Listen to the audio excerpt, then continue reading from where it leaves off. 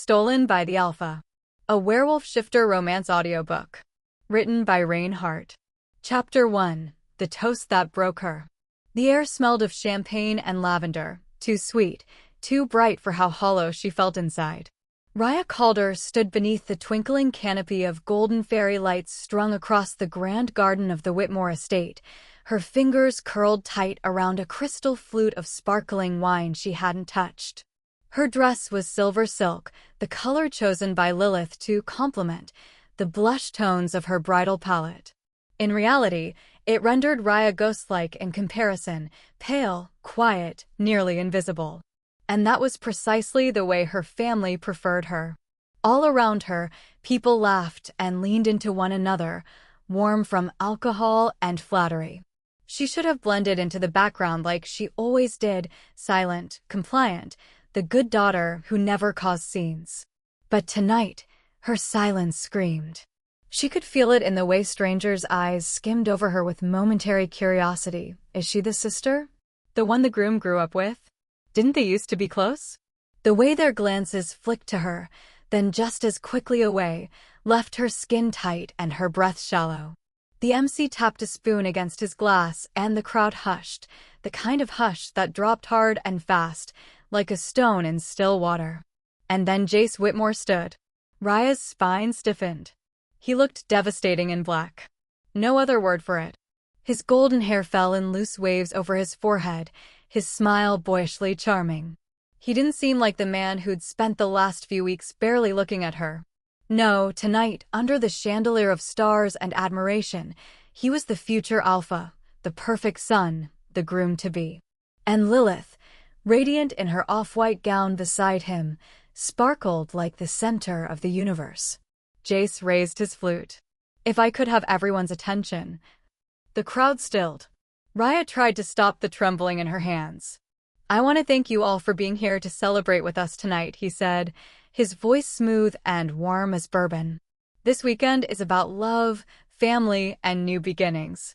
He turned to Lilith, and she leaned into him, the picture of elegant affection. I've known Lilith since we were kids, he continued.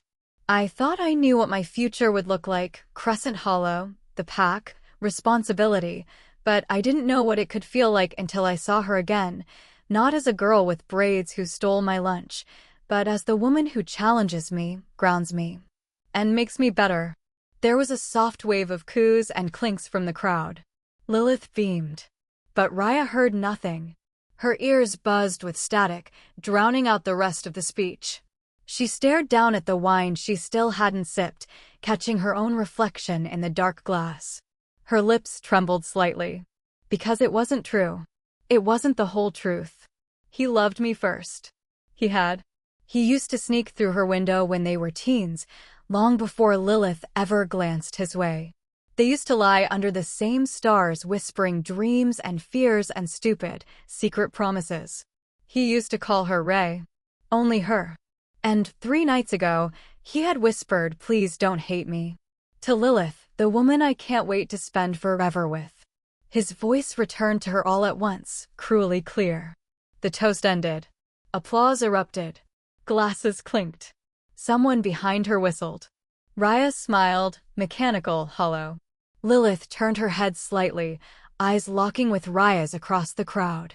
For a split second, the bride-to-be's lips curved in the slightest smirk. And that's when it hit her like cold steel sliding into flesh. Lilith knew. She knew everything. The night wore on, heavy and dazzling. The band began to play. Couples twirled under lanterns. Laughter rang like music between the hedges. And Raya stood beside the champagne tower, trying to pretend the world wasn't falling apart in slow, glittering motion. Not enjoying yourself? The voice sent a tremor through her. She turned. Jace. He wasn't smiling, not really. His lips were curved in something too soft to be called playful, too private to be platonic. I'm fine, she said. Her voice didn't tremble. She was proud of that. You looked far away during the toast. Probably because I was, she said evenly, then added, you said beautiful things. I meant them. She looked away, the muscles around her mouth tightening. I'm sure you did. He stepped closer. Too close. Ray. Her breath hitched. He hadn't called her that in over a year. Not once since Lilith had sunk her claws into him. Her throat burned. Don't. He studied her, quiet and unreadable. You think I don't regret how things turned out? Regret what, exactly? She whispered. That you chose her? That you're marrying her? Or that you didn't tell me sooner so I could stop hoping? He didn't answer. He didn't need to. She saw it, the guilt, the longing, the same pull that had never left. But it was too late. He belonged to her sister now. He had made his choice. Lilith's voice cut across the air like a whip. Jace. He blinked and stepped back, jaw tensing. Later, he murmured, and slipped away into the crowd. Raya stood alone, heart pounding. This time, she didn't fight the tears that stung her eyes. She let one fall. Just one. Then she turned, letting the night swallow her whole. Unseen, far beyond the lights and laughter, at the edge of the woods, a silver pair of eyes watched from the shadows. Waiting. Chapter 2. The Wolf at the Edge of the Garden. The music had faded behind her, swallowed by the hush of the trees. Raya walked alone, the gravel of the garden path crunching softly under her heels, the hem of her silver dress trailing damp petals and fallen leaves. A faint breeze stirred her hair, carrying the scent of night jasmine and storm-wet soil, clean, cold, wild. She didn't know exactly when she'd left the party. Only that she couldn't breathe there. Not under Lilith's watchful gaze. Not beneath Jace's unspoken words. Not in a world where laughter rang out while her heart splintered quietly behind a painted smile. The path curved toward the wisteria arbor at the estate's edge, where the carefully manicured garden dissolved into the wilderness of Crescent Hollow's outer woods. Moonlight streamed through the branches, pale and watchful, turning the white blooms above her into ghostly lanterns. She stopped beneath them, finally exhaling the breath she didn't know she'd held. Silence settled around her. And then she felt it, like a thread tugging at her spine. She froze, every hair on her arms rising as the sensation prickled over her skin. Not fear, not exactly, but something older. Stranger. A current humming in the marrow of her bones, low and thrumming, like she'd stepped across an invisible boundary. And then she saw them. Eyes. Silver, glowing faintly from the shadow just beyond the tree line. Raya's breath caught. Her body locked in place, her instincts screaming to run and not to. At once. The wolf stood there, perfectly still, massive, dark-furred, its coat rippling like smoke where the moonlight caught it. Its gaze was not the gaze of an animal. There was no mistaking the intelligence in it. No denying the focus. It wasn't hunting her. It was claiming her. Though the beast hadn't moved, every cell in Raya's body buzzed with a primal knowing. You are seen. You are known. You are mine. She took a slow step back, heart galloping. But the wolf didn't move. It simply stared, its silver gaze locked to hers like it could strip her down to her blood and breath. What are you? Her legs were shaking. She tried to blink the hallucination away. But it didn't vanish. Instead, something inside her stirred. Something she hadn't felt before. Like warmth pooling low in her stomach. Like a name on the edge of memory, almost spoken. Like a presence brushing against the edge of her soul. She turned and ran. Not with fear, but because staying would have meant surrendering to something she didn't understand. Behind a tree in the distance, hidden in the deeper darkness, a tall figure watched her retreat. Ezra Nightwind's eyes narrowed. He leaned against the gnarled bark, fingers tapping absently against his thigh. Well, he murmured to himself, lips curling into something between curiosity and warning. You finally found her, haven't you? The trees whispered in answer, branches swaying with windless purpose. Back in the party, laughter and music carried on, oblivious to what had awakened in the garden. But in the forest? The bond had begun. Chapter 3, claimed in front of everyone. The chandelier lights burned brighter than memory. Raya stood just inside the reception tent, blinking against the clatter of glasses and music as the crowd laughed and danced around her. Her skin still prickled from what she had seen, what she felt, at the edge of the garden. The silver eyes, the silence. the tether that had wrapped around her ribs and refused to let go. She shouldn't have come back. And yet, the moment she'd stepped into the light again, the wolf had vanished. Like it had only wanted her to know it existed. "You're seen." She felt it still. A phantom hand pressed to her chest, right over her heart. Lilith's laughter rang like a bell through the tent. She was holding court near the front, perfectly posed in her champagne-toned gown, surrounded by Crescent Hollow's most important names. Beside her, Jace stood with one arm curled loosely around her waist, drink in hand, smile polished. It was all so perfect. So staged. Raya turned to leave. Then the scent hit her, sharp, cold, and wild. Pine smoke. Storms. Something older than the pack, older than the bloodlines they clung to. The hair on the back of her neck stood up. Her fingers trembled against her skirt. And then he stepped through the open arch of the tent. He didn't walk. He moved. Commanding. Quiet. Lethal. The music faltered. A few heads turned. Then more. Until the room froze, held in a collective breath. He wore black, simple, clean, unadorned, but his presence carried the weight of a crown no one could see. His hair was dark, nearly black, brushing his collar, damp from the evening air. His eyes, though, they were the eyes from the forest. Silver. Ancient. Locked on her. Raya couldn't breathe. Gasps rippled around her. A woman dropped her glass. Somewhere, someone whispered, "Alpha." From the northern wilds. He walked with purpose, not toward the center of the room, not toward Lilith or Edgar or the dais. He walked straight to Raya. And stopped just before her. A breath apart. She could feel the air between them charge like lightning. People had stopped talking entirely. The band had gone silent. Theron Blackmore looked at her like the world did not exist beyond her face. Then, in a voice deep and perfectly clear, he said only one thing. "She is mine." The words didn't echo. They thundered. Jace stepped forward instantly, fury in every inch of his frame. "What the hell do you think you're doing?" Theron didn't blink. He didn't look at him. Only at her. "Raya isn't yours to take," Jace growled. "She's not yours either," Theron cut in, voice like carved obsidian. The crowd murmured louder now, like hounds catching the scent of a kill. Someone muttered about ancient bonds. Someone else mentioned the old rites. Eyes darted toward Lilith, then back to Raya. And Raya, she couldn't move. Not because of fear. Not exactly. But because deep, deep inside her, something answered. Not in words. In instinct. In fire. Jace turned to her, voice low and cracked. "Ray, tell him. Tell him he's wrong." Her lips parted. But no sound came. She looked at Jace and saw confusion, panic, possession. She looked at Theron and saw certainty. No hunger. No plea. Just knowledge. Then Lilith stepped forward, smile razor-thin. "There must be a mistake," she said, voice carrying over the crowd. "Raya has no bond. She's not even marked." "She will be," Theron said simply. Raya flinched. Whispers turned into noise. Someone called for Edgar. Someone called for a binding priest.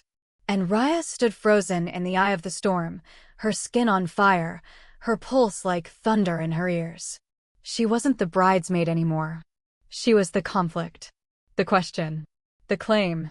The girl whose blood just might not be ordinary. And every predator in the room could smell it. Chapter 4. The Girl Who Ran. The lights, the whispers, the eyes. They clung to her like thorns, sharp and unrelenting. Raya didn't remember how she got out. One second she was frozen beneath Theron's stare, surrounded by gasps and accusation. The next, she was pushing past waiters, ducking under silk drapery, tearing out of the tent like she was drowning, and the air outside was her only salvation. The cold hit her face. The garden path blurred beneath her feet as she ran, silver heels discarded somewhere behind her, forgotten. The night clutched at her bare arms, cool and damp, the scent of roses replaced by the deeper musk of pine. Her lungs burned. But not as much as her heart. He said I was his. She stumbled to a stop beside the fountain at the center of the garden, chest heaving, hands trembling as she gripped the edge of the stone. Her reflection stared up at her, pale, wild-eyed, not the girl she knew. And beneath the surface of her panic pulsed something worse. The part of her that hadn't hated it. She wanted to scream. She didn't. Running never suited you, Raya. The voice came from behind her, smooth, sharp, and far too familiar. She turned, face still flushed. Lilith stood beneath the arbor, lit only by moonlight and spite. Her gown was pristine, her hair untouched by chaos. But her eyes burned, green and venomous. Raya swallowed. Not now. Oh, but now is perfect. Lilith stepped closer, arms folded. The moment my engagement became your circus, I figured a little chat was overdue. I didn't ask for any of that. You didn't stop it either. I didn't even know he existed. Lilith let out a brittle laugh. Right. Just like you didn't know how to keep your eyes off Jace all those years, either. Raya stiffened. Lilith's smile sharpened. You're always the poor, innocent sister, aren't you? Always the wounded little shadow, quiet and pitiful enough to make everyone wonder if maybe you should have been the one. But you never were, Raya. You were never chosen. Something in Raya cracked. You don't get to stand there and pretend I wanted this. I was trying to disappear. I've spent years trying to stay out of your way. Lilith stepped forward, voice soft and dangerous. Then try harder. The silence that followed was thick as storm clouds. Raya couldn't breathe through it. She turned to go. You should know, Lilith added behind her, the bond doesn't care what you want. It just takes. Raya froze. She turned slowly. What did you say? Lilith raised a brow, lips curled in cold amusement. Oh, sweet sister. You really have no idea, do you? The sound of footsteps on grass cut through the air like a blade. A tall man emerged from the trees, not Theron. This one was wirier, more angular, with pale, silver-blonde hair tied loosely at his neck and eyes the color of stormlight on water. He bowed his head, mock casual. Ladies. Lilith's expression soured immediately. You. Ezra offered a lazy smile. Me. What do you want? She snapped. I'm here for her. He nodded at Raya. Not in the alpha claiming a mate kind of way. More in the someone should explain before you implode kind of way. Raya blinked. You know him? I serve him. Occasionally. When he lets me. Lilith scoffed and turned away, disappearing back into the night like smoke. Raya didn't watch her go. Her eyes were locked on the stranger. Who are you? Ezra Nightwind. Scholar. Occasional diplomat. Frequent disappointment to the High Council. He grinned. More importantly, I'm the only one here who's going to tell you what the hell is happening. Her voice was thin. Then tell me. Ezra took a few steps closer, gaze unusually serious. You've been claimed by a Northern Alpha. Not just any Alpha, the Alpha. They don't make speeches. They don't chase humans. And they sure as hell don't travel this far south unless the bond has been activated. The bond, she echoed, the word foreign and terrifying. He tilted his head. Mate bond. She stared at him. There are legends. Stories. About wolves who don't just choose, but know. A pull so deep it ties to your bones. It only happens once. If it happens at all. He watched her closely. He felt it. You did too, didn't you? Raya opened her mouth and found she couldn't lie. Because she had felt it. The hum in her spine. The way her blood had reacted before her brain even caught up. The way her heart had seized the second his voice said mine. But that didn't mean she accepted it. I don't want it, she whispered. Ezra's eyes softened. It doesn't care. Chapter 5, Dreams of the Alpha. It started in the silence between midnight and morning. When the world was breathless. When shadows stretched too long and dreams felt heavier than memory. Raya's fingers curled in the sheets of her narrow guest bed, tangled in sweat and unease. Her skin burned cold and hot all at once, as if her body didn't know whether to shiver or ignite. And then, she was not in her room anymore. She stood in a forest of silver bark and whispering branches. Moonlight rained down through leaves that didn't rustle, just shimmered. The air pulsed. Her breath fogged even though the night wasn't cold. And he was there. Theron. He stood just a few feet away, barefoot on the moss-covered earth, shirtless, eyes the same silver that had haunted her waking thoughts. But it wasn't just the way he looked, it was the way the forest bent around him, as if it, too, recognized what he was. She didn't speak. Neither did he. Yet nothing was silent. They moved toward each other, slowly, like tide and shore, inevitable. His hand brushed her arm, just barely, and fire bloomed where his skin met hers. Not pain. Not lust. Recognition. She reached for him, fingers trembling, and he caught her wrist with a gentleness that broke something inside her. No words. No demands. Just the sound of her heartbeat in her ears. He leaned in, nose brushing her throat, breath warm against her skin. She didn't pull away. She couldn't. Every part of her had been waiting for this moment without knowing it. His lips found the hollow of her collarbone. Then her shoulder. Then a sharp sting. Raya gasped. It wasn't deep. Not cruel. But it was real. His teeth pressed against her skin like a seal, ancient and final. The world shattered. She bolted upright in bed, a cry trapped in her throat. She was alone. The room was still, pale blue with pre-dawn light. The guest house's windows were cracked, letting in birdsong and the scent of damp earth. It had been a dream. Except it wasn't. Because when she looked down at her wrist, just below the curve of her palm, there was a mark. A faint, silver-hued crescent. Small. Subtle. But undeniable. Raya stared at it in disbelief.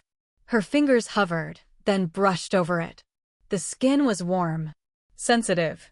She swallowed hard, the echo of his breath still lingering on her throat. A knock startled her. She yanked the sheet up instinctively. Who is it? It's me. Jace. Her heart stuttered. She glanced once more at the mark, then pulled her sleeve down and opened the door. Jace stood there with sleep-mussed hair, jeans, and a hoodie that looked thrown on in haste, worry etched in his brow. I heard about last night, he said. And you vanished after that. Raya stepped aside to let him in. I needed air. Raya. He looked at her fully then, the way he used to. Before choices, before Lilith, before betrayal. Are you okay? She nodded too quickly. He saw it. What's going on with you? His voice was quiet. I've never seen you like this. Distant. Afraid. I'm not afraid, she lied. You're shaking. She crossed her arms over her chest, willing her voice to stay even. You shouldn't be here. He moved closer. I know you. I know when something's wrong. That wolf, Theron, he did something to you. Her eyes flashed. He didn't do anything. You expect me to believe that? After he walked into my engagement party and claimed you in front of everyone. Raya took a breath, steadying herself. Maybe I don't belong to anyone, Jace. Not to you. Not to him. Maybe I never did. His jaw tensed. That's not true. It feels true.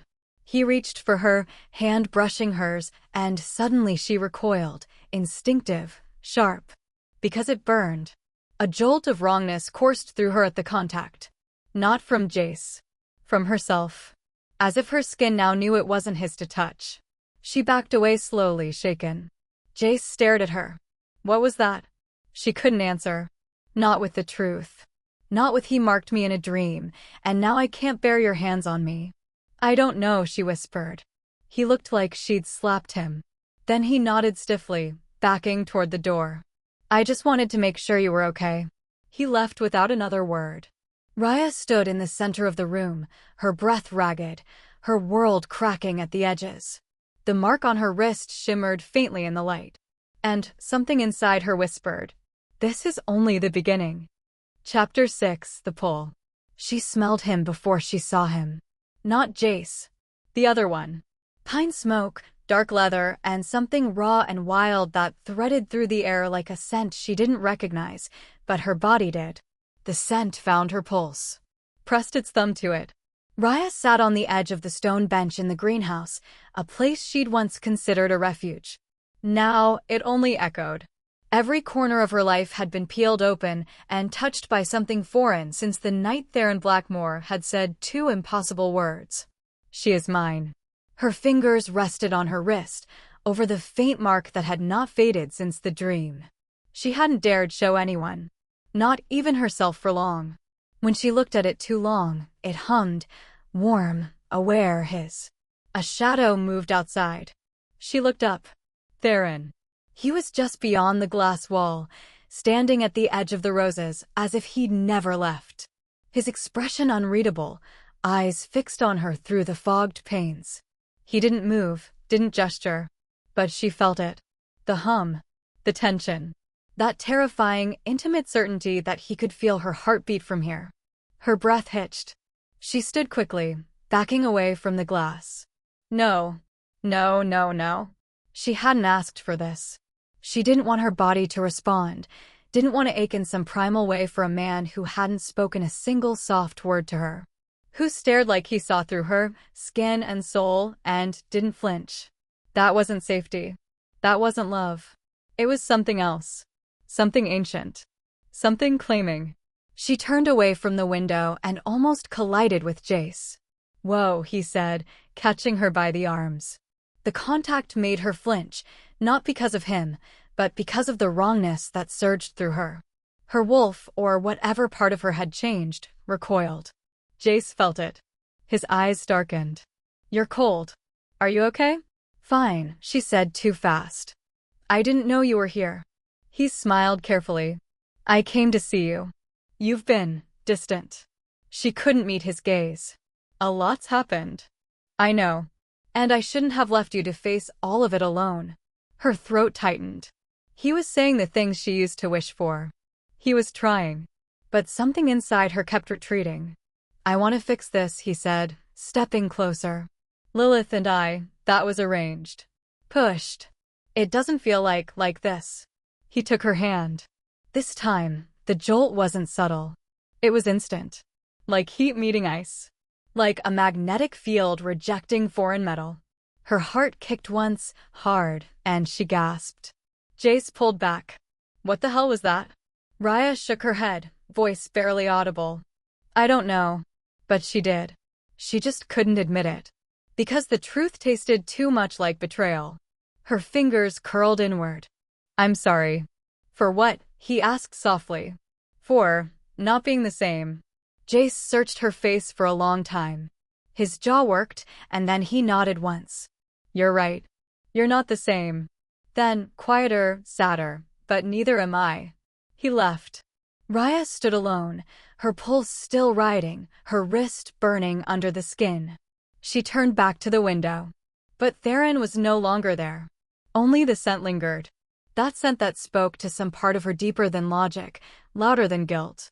It made her want to cry, want to scream, want to run into the woods barefoot and breathless just to find out what he wanted from her.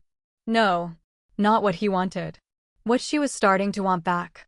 And that terrified her more than anything else. Chapter 7 Taken. The sky broke open sometime before dawn.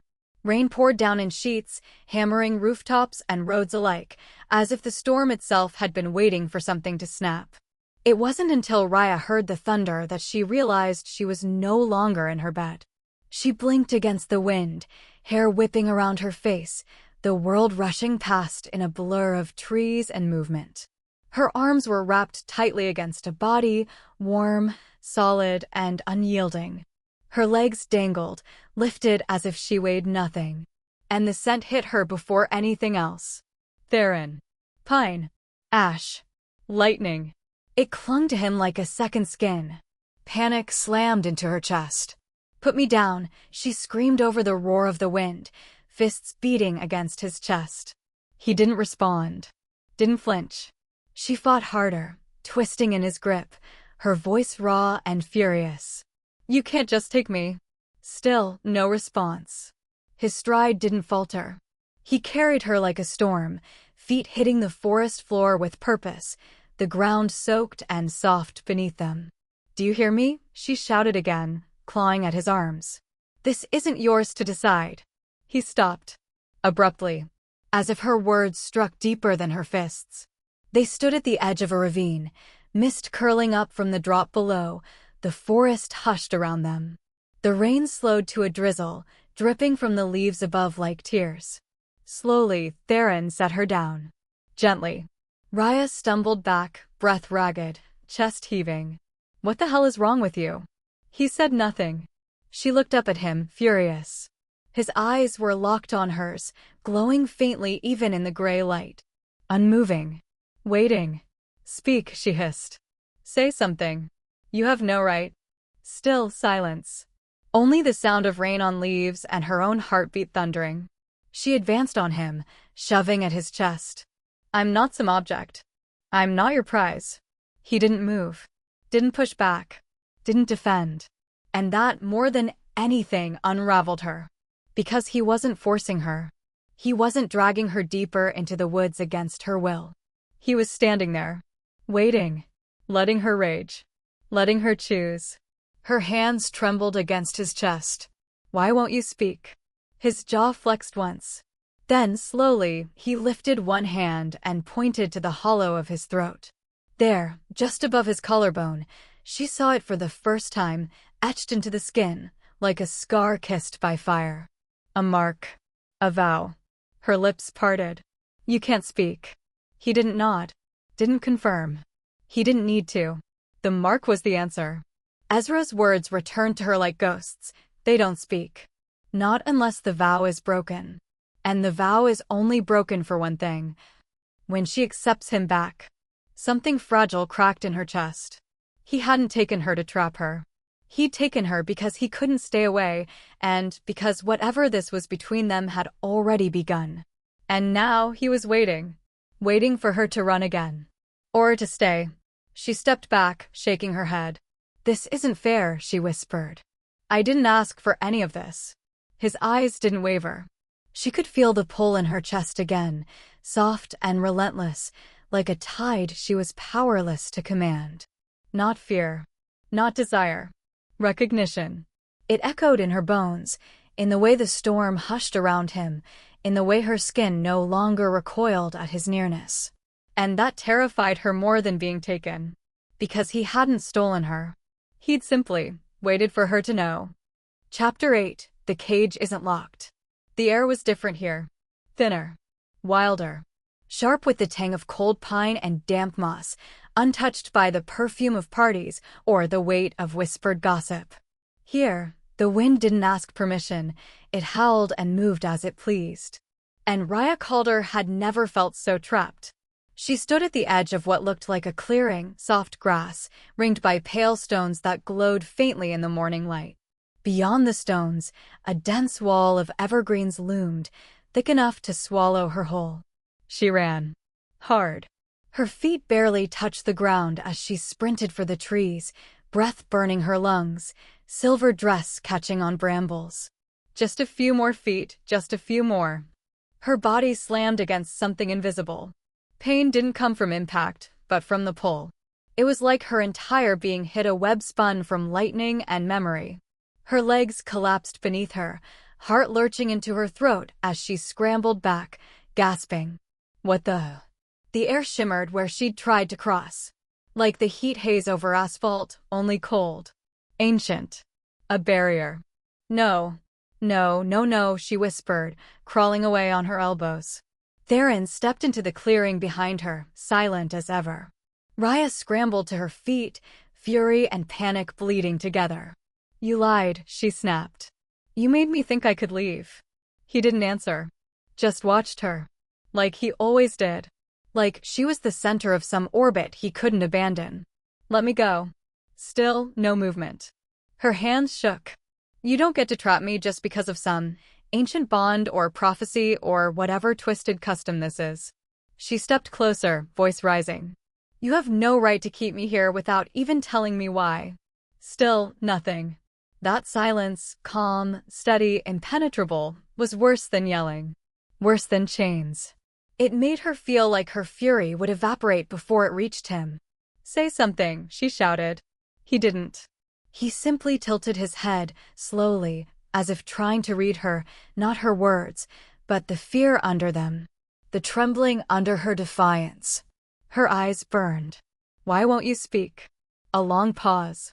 Then, for the second time, he lifted his hand and slowly drew his fingers across the side of his neck. But this time, she stepped forward, close enough to see it clearly. The mark was not a scar. Not exactly. It was branded, pale and ridged, curving like runes over his throat. Ancient symbols, faded by time but still sharp in meaning. They curled down to his collarbone, where one burned darker, fresh. New. Her breath caught. "What is that?" He reached up and touched the newest mark, then looked at her. And she knew. It wasn't just a vow of silence. It was a binding. He had sworn it. For her.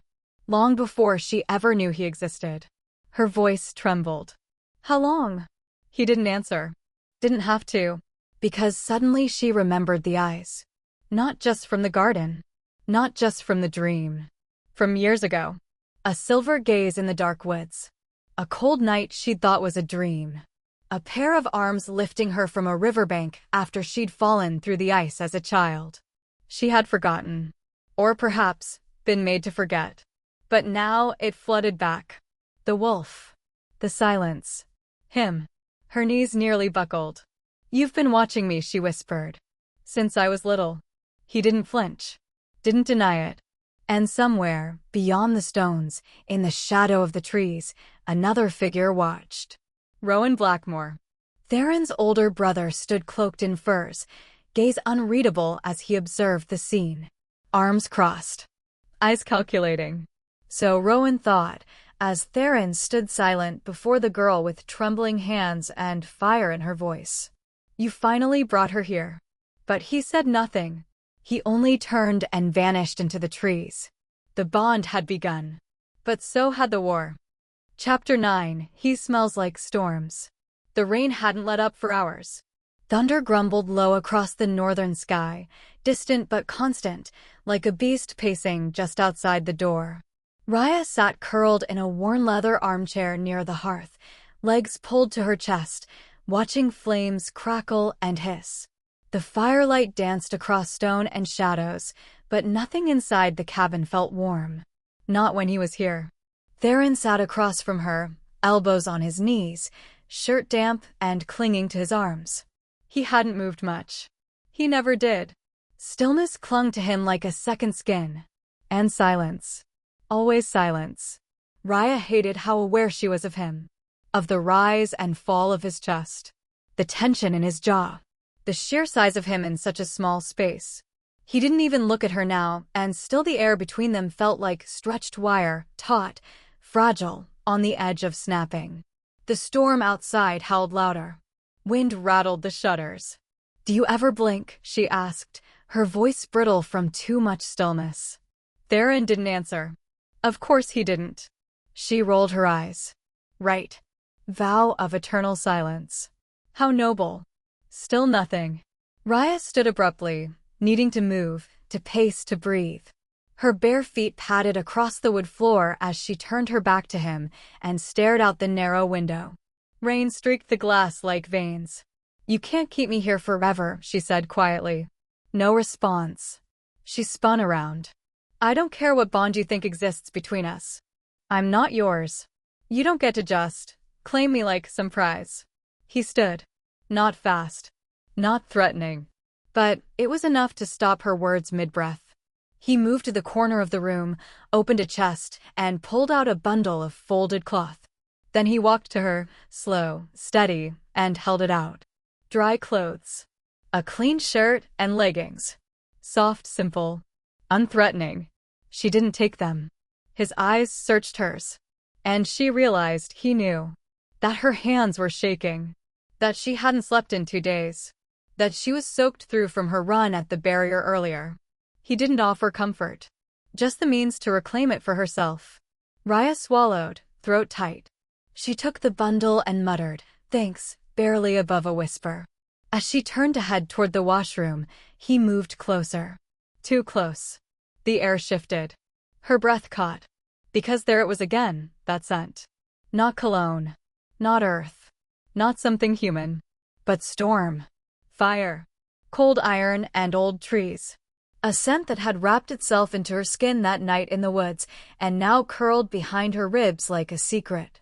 She turned slowly, heart pounding. His face was inches from hers. He wasn't touching her. Hadn't raised a hand. But his presence pressed against her like gravity, unmoving, unyielding. Her body flushed with heat. A tremble ran up her spine. Her mouth opened to say something sharp, something clever, but she forgot the words as he inhaled. Not loudly. Just deeply.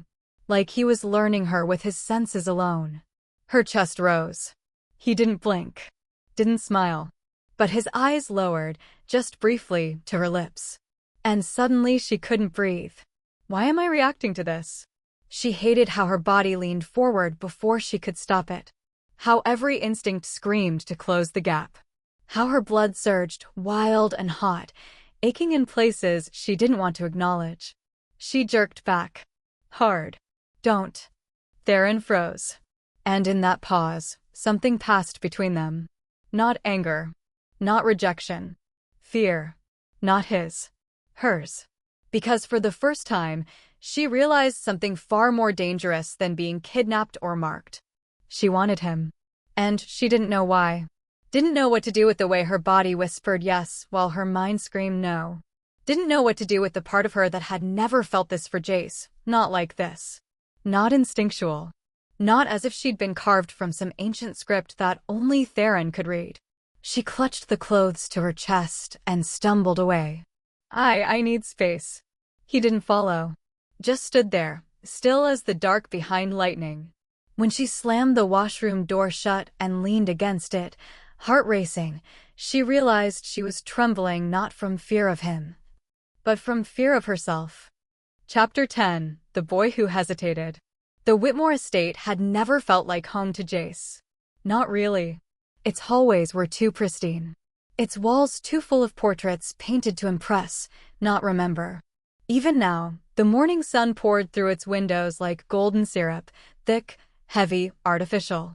He sat at the edge of the long mahogany table in his father's study, staring down at a file of pack reports he hadn't read, his jaw tight, his coffee cold. "She's still gone," he said quietly.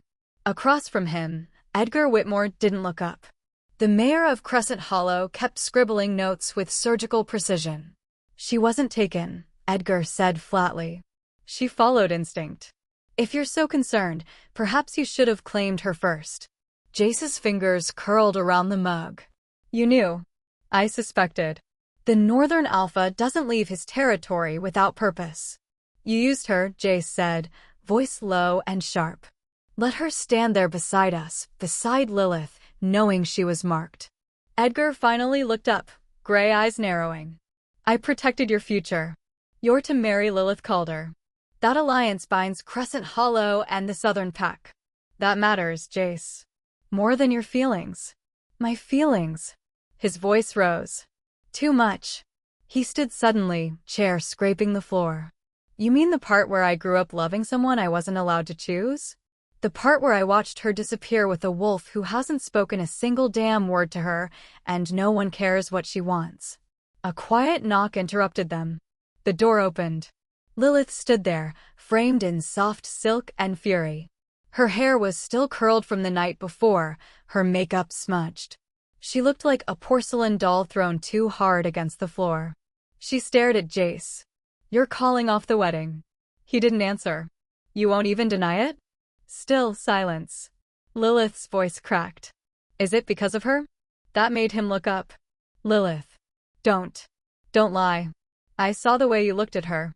At the engagement dinner. At the rehearsal. Hell, even years ago, every time her name came up you changed." "I was a kid," he said, too quickly. Too desperately.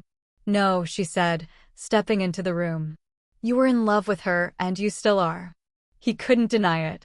Not anymore. Lilith let out a breath that was more of a sob than a laugh.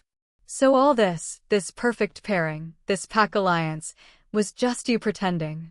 "I never pretended to care about you," he said softly. "But you never stopped caring about her," she snapped. Jace didn't answer. Because in that moment, he couldn't. He was remembering Raya at 16, barefoot on the lake dock, telling him her dreams in a voice so quiet he had to lean in to hear them. He was remembering the time she got sick in the rain and refused to ask for help, so he showed up at her door with soup and no questions. He was remembering the way she smiled at him like he was worth something more than duty, and the way she never asked him to choose. That was the worst part. She had never asked, but she had always hoped. And now she was gone. "Where are you going?" Lilith asked as he turned toward the door. "To find her." "Why?" Her voice was small, broken. "So you can tear her away from the bond?" "From him?" Jace paused in the doorway. "No," he said. "To make sure she still has a choice." Then he was gone, boots echoing down the marble corridor. Behind him, Lilith sank into the nearest chair, mascara streaking her cheeks, and whispered to no one at all. She already chose. Chapter 11, The Unmarked Alpha. The cabin was too quiet. Too still. Too full of things Raya didn't understand, about him, about herself, about what it meant to be chosen before she'd even known she was being watched. She stood at the far end of the hearth, arms crossed tightly across her chest, eyes fixed on the fireplace where the embers had long since died. A chill pressed against the windows, but it was nothing compared to the cold settling inside her. Ezra leaned casually against the doorway, as if he didn't notice the tension threading the room like piano wire. "You're angry," he said lightly. Raya shot him a glare. "You think?" "Well, I'd say you have every right to be." He straightened and took a few careful steps toward her, glancing briefly at the silent figure seated at the table, Theron, head bowed, eyes fixed on something unseen. "But it might help if you understood why he doesn't speak." She didn't respond. "Not yet." Ezra sighed, folding his arms. It wasn't forced. No spell. No injury. No one took his voice from him, Raya. He gave it. Her brow creased. "Why?" Ezra's voice softened, unusually solemn. "Because he made a vow. When he was a boy, 12 winters, barely shifted for the first time, he swore in the old tongue that he wouldn't speak another word until he found his true mate." Raya stared. Ezra nodded. It was supposed to be symbolic. Romantic. Stupid, even. But Theron, he tilted his head, looking at the alpha with something between exasperation and awe. "He's not like the others. He doesn't bluff. He doesn't break." A lump rose in Raya's throat. She turned to Theron, who had not lifted his gaze once. "So he just decided I was the one. And now I'm it? Just because he decided? Without asking me? Without knowing me?" Ezra hesitated. "The bond doesn't work like." "I'm not a prophecy," she snapped. "I'm not a relic or a symbol or someone's childhood oath. I'm a person. I didn't agree to any of this." Silence. A heavy one. The kind that settled in the ribs and made it hard to breathe. She crossed the room in 3 sharp steps and stopped in front of Theron, glaring down at him. His shoulders were still, his hands folded on the table. But he looked up then, slowly, and met her eyes. She hated how calm he was. How present. She hated that his stare didn't demand anything, and that somehow made it worse. "I'm not yours," she whispered. "Not by blood, not by bond, and not by choice." His gaze didn't flicker. "Say something," she said bitterly, even though she knew he couldn't. He reached for something beside him, a thick leather journal. Raya's breath caught. He opened it slowly, flipping through pages filled with tiny, sharp handwriting. Symbols and notations she didn't recognize, notes in what might have been Old Wolfen. Then he turned to a blank page, took the pen, and wrote. 4 words. He turned the book and slid it across the table to her. Raya read them once. Then twice. "I won't touch you. Unless you want me to." Her fingers trembled. Tears threatened. She blinked them away furiously. "Why?" she whispered. He didn't move. "Why swear your voice away for a girl you didn't know?" He picked up the pen again. "Because I knew your scent before I knew my own." The tears fell, silent and uninvited. Because it wasn't about control. It wasn't about claiming. It was about waiting. About a promise no one had asked him to keep. A promise made by a boy who believed in fate and a man who honored it. She sat down across from him, heart pounding. The fire crackled low in the hearth. And for the first time, Raya didn't feel hunted. She felt seen. Chapter 12, A Familiar Touch. The nightmare came in waves. Fangs. Fire. The sound of running feet, hers. The roar of something ancient at her back. And then the cold. That deep, soul-gnawing cold that had nothing to do with weather and everything to do with being alone. Raya jolted upright in the dark, breath caught in her throat, sweat clinging to her skin. The cabin was still. Quiet. A single log crackled in the hearth, casting flickering orange shadows across the wooden floorboards. Her heart thundered. She pressed a hand to her chest. It was just a dream. But it had felt so real. The fire, the voices, the echo of hands dragging her away from everything she'd ever loved. She didn't hear the door open. Didn't hear the footsteps until the scent hit her like a bomb. Smoke. Rain. Forest. She turned her head slowly. Theron stood in the doorway of her room, bare-chested, his eyes fixed on her like he'd known, somehow, that something was wrong. Like her fear had reached him through the walls. She didn't speak. Neither did he. But when he crossed the room and knelt in front of her, something inside her cracked. He reached forward, slowly, reverently, and placed one warm, calloused hand over hers. She didn't pull away. Her body was still trembling, whether from the dream or from the realization that she wanted the contact, needed it. And then he did something she hadn't expected. He rose, climbed onto the bed with her, and gathered her into his arms. No rush. No pressure. Just presence. She froze for a moment, overwhelmed. His arms were solid walls of heat, his chest a slow, steady rhythm against her cheek. He held her like something breakable, his large hand resting lightly on the back of her head, fingers threading gently into her hair. And still, he didn't make a move. Didn't lean in. Didn't press or claim or even breathe too loudly. Just stayed, holding her like she was something sacred. The tears came softly this time. Raya pressed her face into his skin, gripping his side like she might disappear otherwise. "Why do you do this?" she whispered. "Why are you always just here?" He didn't speak. Couldn't. But his heart beat against hers like a silent answer.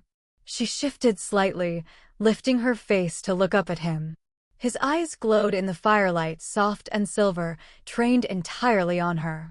But not possessive. Not demanding. Present. That was all. She reached up, without thinking, and touched the base of his throat, just where the vow mark began. His breath caught, but he didn't move. "Do you feel it too?" she asked quietly. He nodded. Her hand lingered, palm flat against his chest. Her body pressed instinctively closer, craving warmth, protection, him. And then she felt it. That ache. That pull. Not from him. From herself. He could have taken advantage. Could have marked her. Could have let the bond finish what it started. But he didn't. And that restraint, that stillness, it spoke louder than any oath. Because he hadn't come to claim her. He came when she was afraid. When she was dreaming of burning. And he stayed. She rested her head against his chest again, a tear sliding silently across her cheek. "You're not just wild," she whispered. "You're the only one who ever really saw me." Outside, the storm began to fade. And inside her chest, something else cracked open. Not fear. Not resistance. But the beginning of trust. Chapter 13, The Boy Who Regrets. "You should have stopped him." Jace's voice cracked through the air like a whip, sharp and ragged. He stood in the middle of his father's study, fists clenched at his sides, jaw locked in fury. Edgar Whitmore didn't look up from his ledgers. "I allowed him." "What?" Jace stared. "You let Theron take her? You knew he would." Edgar's pen paused, then resumed. "He invoked an ancestral claim. You know our laws, Jace. That law is outdated. That law is ours." "She's not property," Jace growled. "She's not a bargaining chip or a sacrificial lamb for the sake of pack politics." Finally, Edgar looked up. Slowly. Coldly. "You would do well to remember your place. You are the heir to Crescent Hollow. You were born to cement a bond between the Whitmores and the Calders, Not chase after a girl whose bloodline holds no strategic value. Jace flinched. Not because the words surprised him, but because, for most of his life, he'd believed them too. She's more than her bloodline, he said quietly. Edgar scoffed. So now you choose poetry over allegiance? I should have chosen her, Jace snapped, eyes blazing. Back when it mattered. Back when she still looked at me like I was the only thing she believed in. Then it's fortunate you're no longer a child, Edgar said, already returning to his work. This tantrum is beneath your station. But Jace was already turning, already storming down the hall, boots echoing with purpose. He didn't stop at the door. Didn't wait for permission. He crossed the threshold of the Whitmore estate for what might be the last time with nothing but a cloak, a blade, and regret coiled in his chest like a second heart. Because he had loved her. Always had. He just hadn't known how much until she stopped looking back. The woods changed the deeper he went. The trees grew taller. The wind colder. Even the light dimmed as if the sky knew it had no power here. North. Into the Blackmoor lands. Into his territory. Jace paused at the edge of the river, marking the boundary between Crescent Hollow and the ungoverned stretch of wild land the Northern Pack ruled. A place few dared to enter. A place ruled by silence, instinct, and by a man whose name the old wolves spoke in whispers. Theron Blackmoor.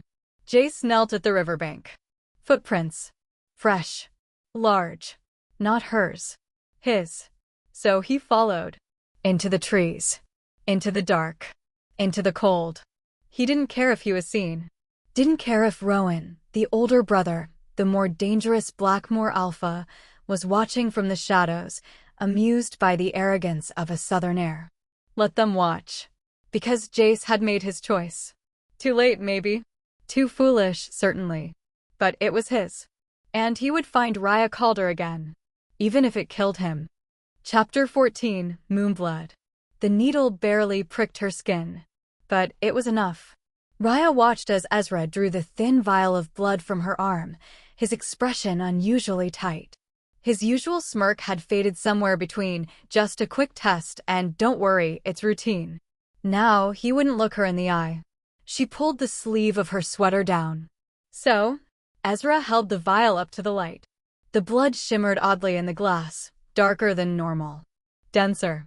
As if the light bent around it. He didn't answer immediately. Ezra. He finally met her gaze, the edge in his voice sharpened by something that almost sounded like fear. You're not just bonded, he said quietly. You're born of the old line. She blinked. What does that mean? He set the vial down carefully. It means the stories aren't stories. Not entirely. It means you're not just some girl caught in the wrong place at the wrong time. Start making sense, she snapped, heart racing. Ezra leaned in, voice low. You carry Moo blood. Raya stilled. She didn't know the term. But her bones did. The ancient bloodline. The royal one. The direct descendants of the first Howl. The one said to be able to command alphas, bend packs, shift without the moon. Extinct. Or so everyone believed. Her voice came out hoarse. That's not possible. Ezra straightened, finally regaining a hint of his usual sarcasm. Tell that to the vial that's currently glowing on my desk. Footsteps interrupted them. Ezra tensed before the door even opened. Theron entered, silent as always, but not alone. In the distance, through the open window, another figure stood at the tree-lean. Watching. Rowan. His dark silhouette barely moved, but the weight of his gaze pressed like ice on skin. His presence was unmistakable, older, colder, command etched into the slope of his shoulders. Ezra sighed. Perfect timing. Theron's eyes went straight to Raya. She rose slowly. You knew. He didn't nod. Didn't answer. But the tightening of his jaw spoke volumes. Ezra glanced between them, then said carefully, Rowan knows too. He got the results. And he's already issued the order. What order? Raya asked, a sinking dread clawing its way up her spine. Ezra hesitated. Then muttered, to take you in. For assessment. To determine if you're safe. Safe. A word that always meant the opposite. Her stomach turned. Theron stepped between her and the door. Silent. immovable. Ezra's eyebrows lifted. You planning to defy the Alpha High Seat? Theron didn't even look at him. But Ezra exhaled and muttered, "Of course you are." Raya's voice shook. "They think I'm dangerous." Ezra gave her a look both apologetic and darkly amused. "Moonbloods are dangerous. You could theoretically command any Alpha in the North with a single word. Including him." He jerked a thumb toward Theron. She turned toward the man blocking the door. He didn't move. Didn't flinch. Didn't seem the least bit afraid of her. And that, more than anything, made her knees weak. Because he had known. From the beginning. And he had still waited. Still held her when she cried. Still gave her silence and safety when the world was ready to brand her a threat. Rowan's shadow vanished from the tree line. He would come soon. With laws. With chains. And still, Theron didn't budge. Raya whispered, "Why do you protect me?" He didn't write. Didn't speak. He only looked at her like she was the center of a war he'd already chosen to lose for her. Chapter 15, A Bite That Isn't Forced. The snow had started falling again. Light at first, just a flurry of flakes dancing through the evergreens. But by midday, the woods were veiled in white, muffling the world into soft silence. Raya didn't mind the cold anymore. Not when she was chasing a wolf pup through it. "Cedar," she shouted, slipping on a patch of ice. "You little terror, come back."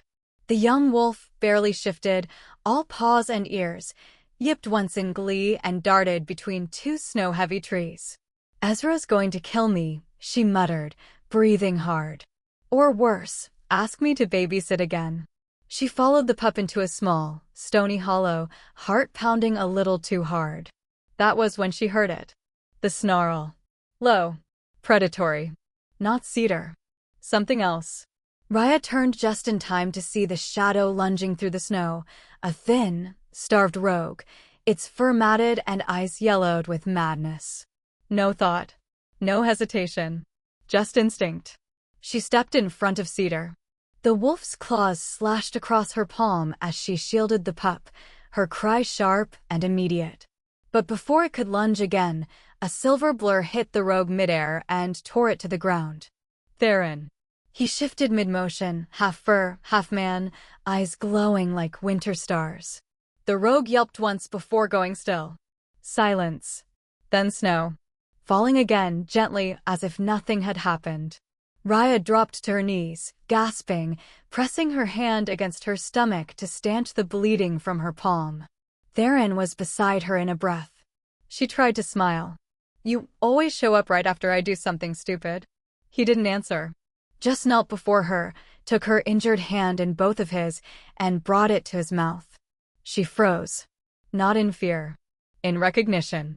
The moment his tongue touched the wound, something electric lanced up her spine. Not pain. Not pleasure. Both. His breath was hot on her skin, his mouth reverent as he licked the blood from her palm with aching care. His shoulders trembled, not from cold, but from the effort of restraint. The air thickened between them. And she saw it. The flash of fong beneath his lip. The way his jaw tightened. The heat behind his glowing eyes. He was starving. But not for blood. For her. And somehow she didn't move away. Didn't pull back. Instead, she lifted her other hand and touched his cheek. "Theron," she whispered. He stopped. Frozen mid-motion. She tilted her face up to him, throat exposed. She didn't speak the words. She didn't need to. "If you bite me now, I won't stop you." Her pulse pounded wildly. Not from fear. From anticipation. Want. His hand slipped around the back of her neck, his body braced over hers. His mouth hovered just above the delicate skin where neck met shoulder, where the mark would go.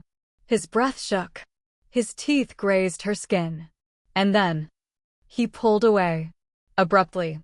Almost violently. He backed up 2 steps, chest heaving, eyes wide with denial.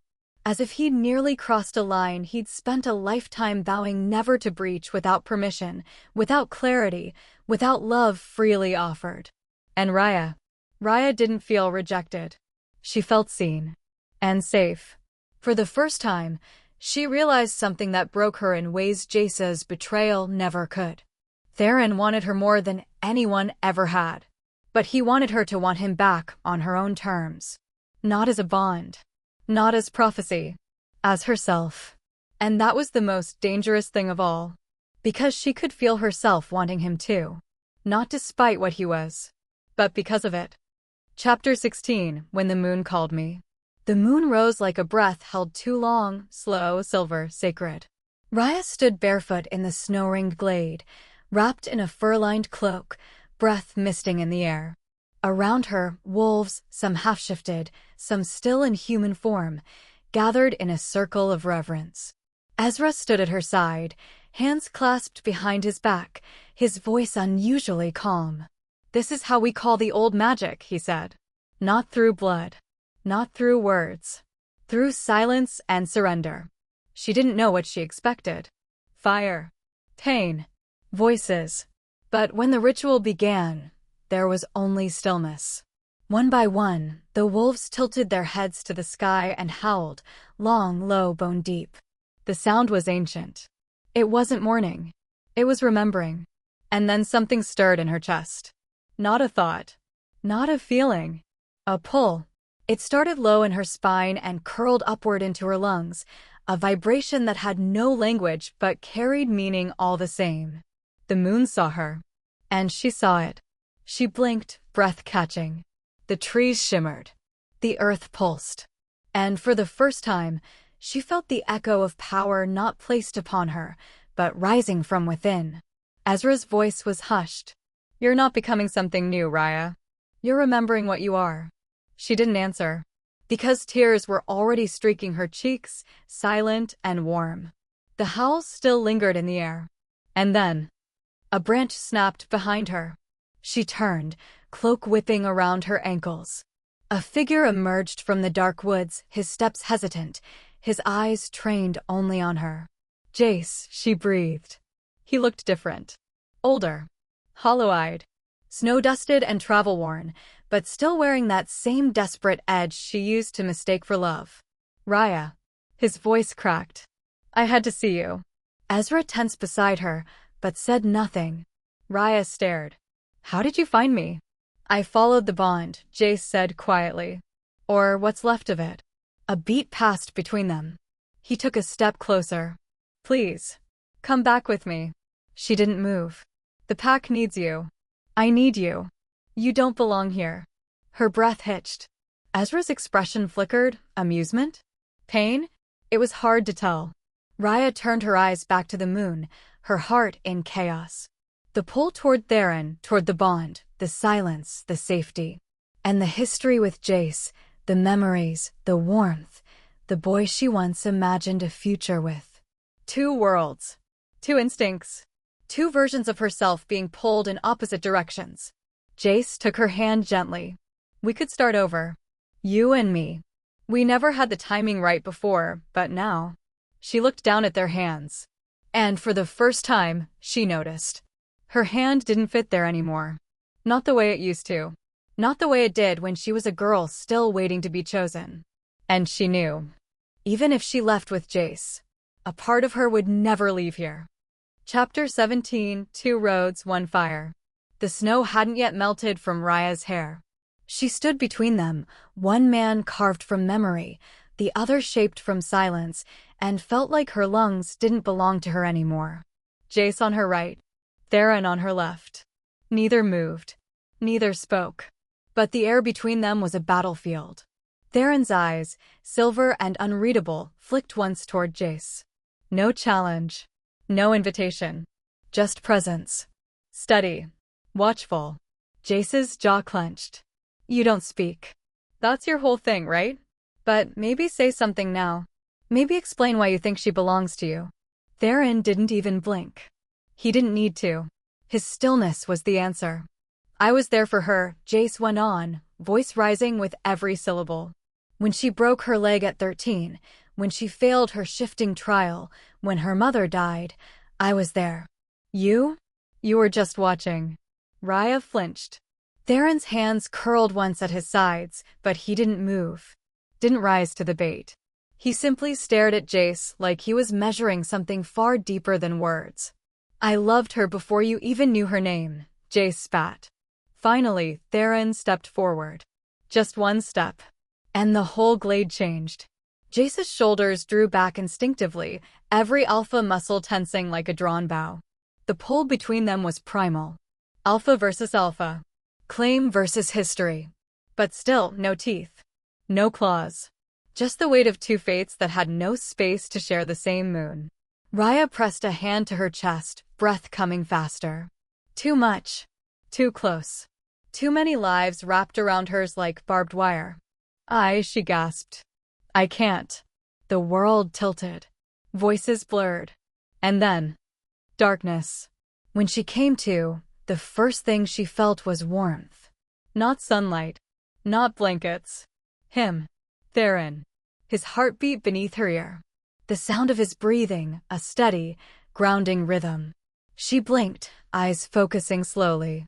He was carrying her through the trees, arms strong and sure, face set like carved stone. His jaw was tight, his eyes forward. She stirred. He looked down immediately. She wanted to speak, but all she could do was whisper, "You came." His lips parted. Just slightly. But he didn't speak. He didn't have to. Because he had stayed. Even when it meant turning his back on Rowan. Even when it meant defying the Alpha Code. Even when it meant walking away with her while another man, one who had loved her first, watched him go. And behind them, Jace stood alone. Still frozen in the snow, fists trembling, breath fogging the air. He didn't call after her. He didn't follow. Because he knew. This time, he was too late. Chapter 18, Lilith's Game. Lilith poured herself a glass of white wine. She didn't sip it. She simply watched the chilled liquid catch the candlelight, swirling it slowly, the motion hypnotic. Across from her, Alpha Kasha of the Virulane pack drummed her crimson-tipped nails against the oak table. So let me get this straight, Kasha said coolly. You're offering me a portion of royal blood, moon blood, in exchange for… what exactly? Lilith smiled. It wasn't warm. I'm offering you the opportunity to stand beside me before she remembers what she is. Kasha arched an elegant brow. And what if she never does? She will, Lilith replied. That kind of power doesn't stay dormant. Especially not when he's near her. Kasha's red lips curved. The silent one? Theron Blackmore, Lilith said, and even the name made her fingers tighten around the glass. He thinks hiding her in the trees will keep her tame. But I know Raya called her better than he ever could. She was raised by southern wolves. By me. She was never yours, Kasha mused. She could have been, Lilith snapped. She should have been. A beat of silence. Kasha tilted her head. And you're sure she's Moonblood? My father had the blood tested the moment she was brought north, Lilith said. You know Edgar wouldn't stake political alliance on rumors. Kasha's eyes flickered with interest now. Because Moonblood wasn't just myth. It was currency. It was claim.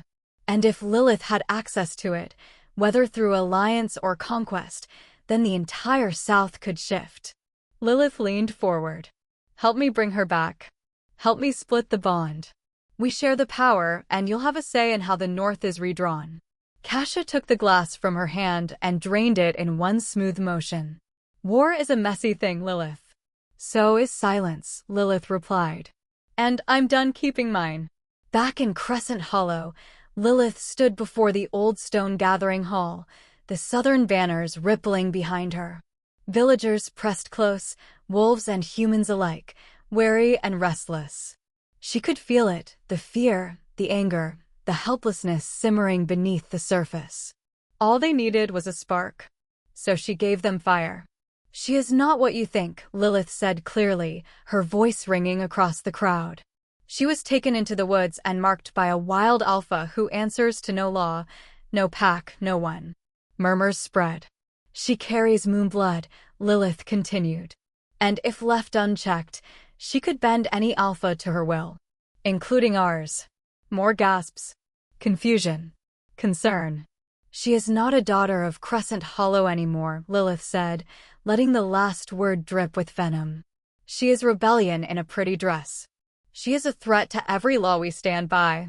And I, for one, will not let the North make a queen out of a traitor." The crowd roared. Not all of them, but enough. She turned from the steps as Edgar joined her, face unreadable. "You just declared war," he murmured. Lilith smiled. "No," she said. "I just made it popular." Chapter 19. He let me choose. The night was quiet, but nothing inside her was. Raya stood at the edge of the cabin's hearth, staring at the shadows flickering against the stone wall. Behind her, Theron stood still, a silent monolith of warmth and restraint. The firelight caught the sharp edges of his profile, the scar at his temple, the mark of someone who had survived too much and spoken too little. She finally turned. "You could have done it," she said softly. "That night I was bleeding." His eyes lifted to hers, silver, steady, unreadable. "You could have bitten me, marked me, finished the bond. You had every chance." He said nothing. He didn't have to. She crossed the floor slowly, her bare feet brushing the worn wood. "Why didn't you?" His throat moved, just once.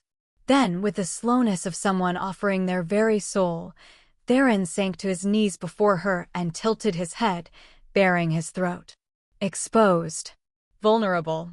Inviting. Not a demand. A question. Raya's breath caught. She crouched before him, heart hammering. Her fingers grazed his skin, trembling with the weight of what this meant. His scent, storm-washed pine and electric earth, coiled around her senses. Her teeth ached. Her wolf stirred beneath her skin. The bond was alive now.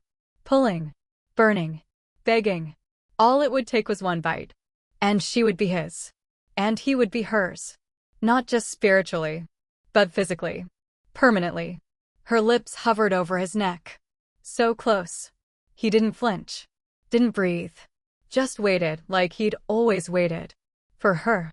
Not for instinct. Not for prophecy.